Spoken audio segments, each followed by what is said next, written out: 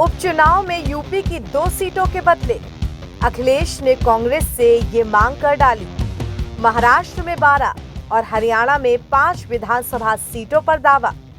लोकसभा चुनाव 2024 संपन्न हो चुके हैं, नतीजे भी सबके सामने हैं। मगर वो क्या है ना, यूपी में चुनावों का सिलसिला कभी थमता नहीं। तो लोकसभा के बाद अब बारी है उपचुनाव की। जी हाँ, समाजवादी पार्टी और बीजेपी के जो विधायक सांसद बन चुके हैं, उनकी सीटें खाली हैं और उन पर बारी है उपचुनाव की।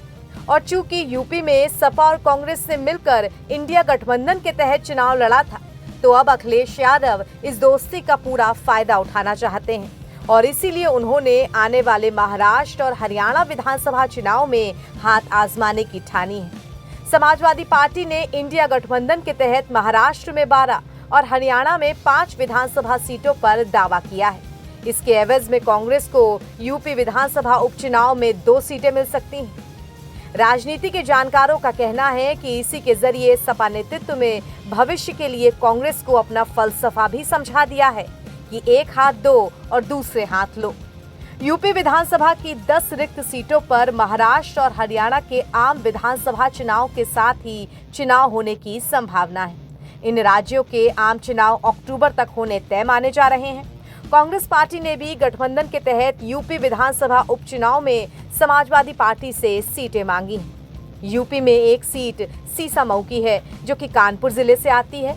वो समाजवादी पार्टी के विधायक इरफान सोलंकी को सजा होने के बाद रिक्त हुई है, जबकि 9 विधायक अब लोकसभा में सांसद बन चुके हैं। इनमें से 5 सीटें करहल, सीसामऊ, मिल्कीपुर, कटेहरी और कुंदरकी अभी सपा के पास थी। वहीं खैर, गाजियाबाद व फूलपुर बीजेपी के पास। मझवा निषाद पार्टी की सीट थी और मीरापुर रालोद ने जीती थी।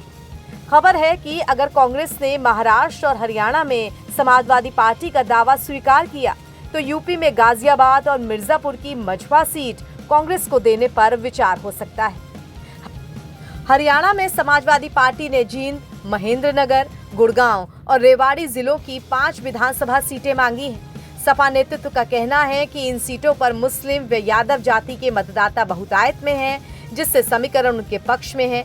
ये वो सीटें हैं जो कांग्रेस लगातार 3 चुनाव से हारती भी रही है। महाराष्ट्र में भी सपा कुल 12 सीटों पर अपना दावा कर रही है। महाराष्ट्र के मानखुर्द, शिवाजी नगर व भिवंडी पूर्व विधानसभा सीट अभी सपा के पास है। इन 2 सीटों के अलावा भिवंडी पश्चिम, मालेगांव सेंट्रल, वर्सोवा, औरंगाबाद पूर्व, धुले, अकोला वेस्ट, नागपुर सेंट्रल, करंजा, जलगांव जामोद, रावेर और अमरावती सीटों पर सपा अपना दावा ठोक रही है। अब देखना दिलचस्प होगा कि सपा कांग्रेस के बीच क्या सीटों का समीकरण बैठ पाता है और अगर बात बन जाती है तो जीत कितनी सीटों पर मिल पाएगी। अब क्योंकि कांग्रेस को इस बार यूपी में उम्मीद से ज्यादा 6 सीटें मिली हैं, खासकर अमेठी और रायबरेली की जीत से कांग्रेसी गदगद है। इसी जोश में वो यूपी उपचुनाव में भी अपना हाथ आजमाना चाहते हैं। उधर यूपी में 37 सांसदों के साथ सपा देश की तीसरी सबसे बड़ी पार्टी बन गई है, तो जाहिर है वो यूपी से बाहर अपने पैर फैलाना चाहेगी। इसीलिए महाराष्ट्र और हरियाणा में ताल ठोकने की तैयारी है। तो कुल मिलाकर इस बार के यूपी उपचुनाव और महाराष्ट्र हरियाणा के विधानसभा चुनाव दिलचस्प होने वाले हैं।